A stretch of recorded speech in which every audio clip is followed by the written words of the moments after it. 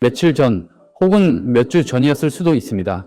카페에서 음료를 받아 자리로 걸어가다가 발이 살짝 걸렸던 순간이 있었을 겁니다. 아무것도 쏟지 않았고 넘어지지도 않았습니다. 그저 두어 발짝 휘청했을 뿐이죠.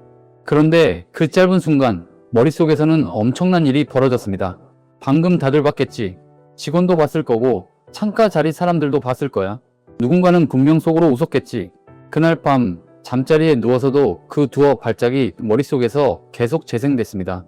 심지어 며칠 뒤 길을 걷다가 문득 그 장면이 떠올라 혼자 얼굴이 화끈거린 적도 있을 겁니다. 오늘 이 이야기를 꺼낸 데에는 이유가 있습니다.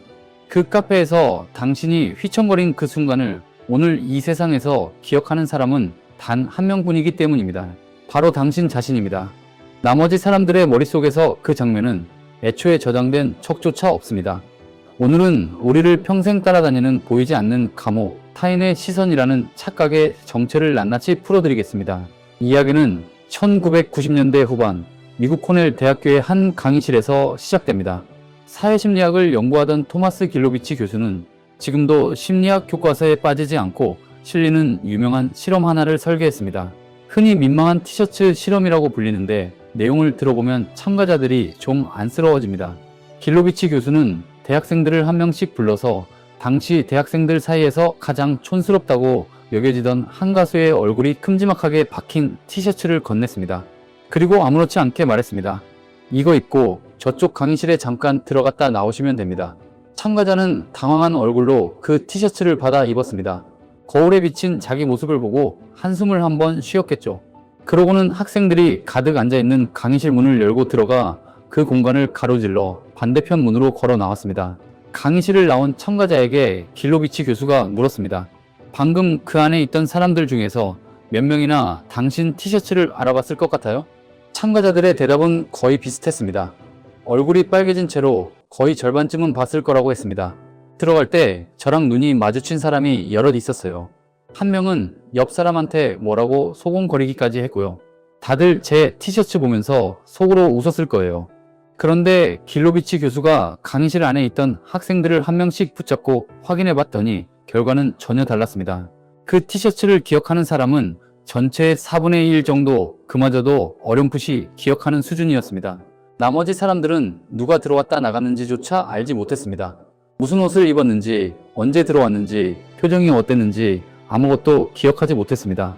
참가자는 강의실 안에 모든 사람이 자기 티셔츠를 쳐다본다고 느꼈지만 정작 그 강의실 사람들은 각자 다른 생각을 하고 있었던 겁니다. 어떤 학생은 다음 수업 과제를 떠올리고 있었고, 어떤 학생은 점심에 뭘 먹을지 고민하고 있었고, 또 어떤 학생은 그냥 졸음을 참고 있었습니다. 길로비치 교수는 이 현상에 이름을 붙였습니다. 바로 스포트라이트 효과입니다. 연극 무대 위의 주인공처럼 세상의 모든 조명이 지금 이 순간 오직 나 한 사람만 비추고 있다고 믿는 착각.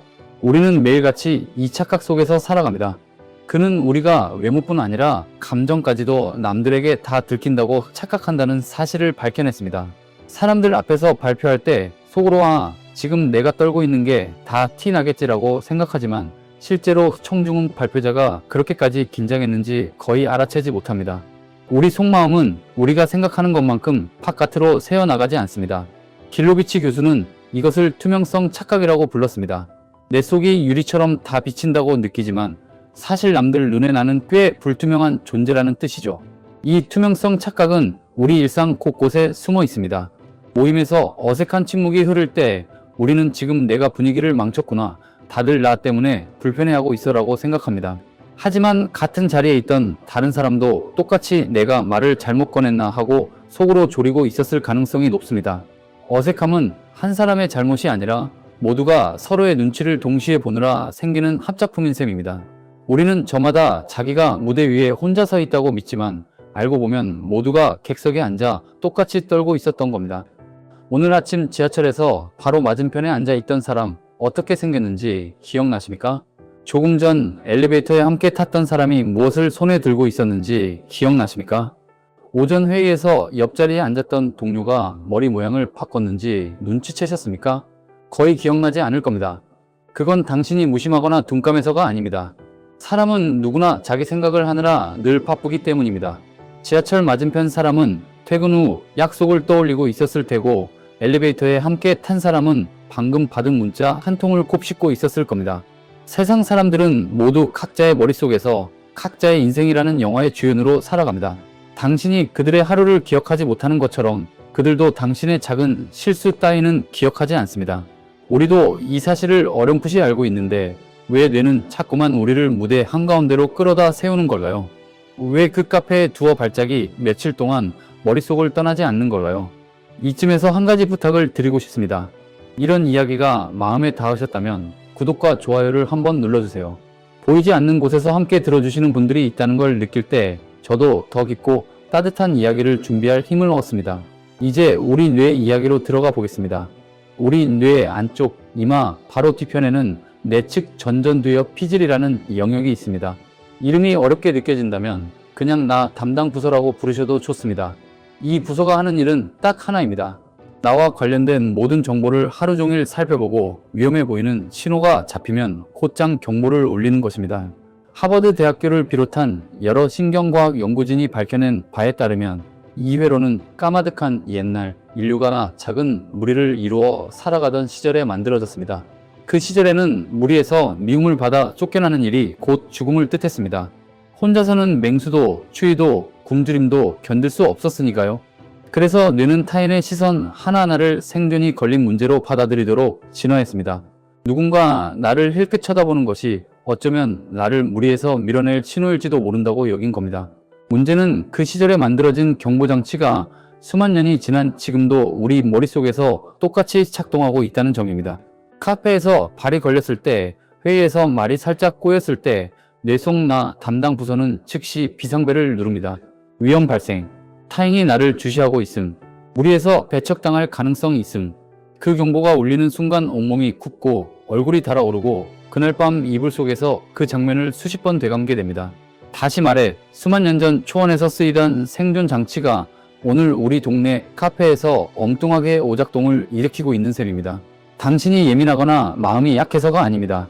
그저 아주 오래되고 성능 좋은 경보장치가 더 이상 위험하지 않은 상황에서도 충실하게 울리고 있을 뿐입니다. 이 사실을 아는 것만으로도 마음이 한결 가벼워집니다. 나를 괴롭히던 그 시선들이 진짜가 아니라 내 뇌가 만들어낸 오래된 환상이라는 걸 알게 되니까요. 그렇다면 이 낡은 경보장치를 우리는 어떻게 달랠 수 있을까요? 다행히 방법이 있습니다. 첫 번째 방법은 조명을 바깥으로 돌리는 것입니다. 길로비치 교수 연구팀이 제안한 방법인데 의외로 간단합니다. 누군가와 대화할 때 내가 지금 어떻게 보일까를 생각하는 대신 상대방의 눈동자 색깔을 가만히 살펴보거나 그 사람이 말할 때 손짓을 어떻게 하는지 관찰해 보세요.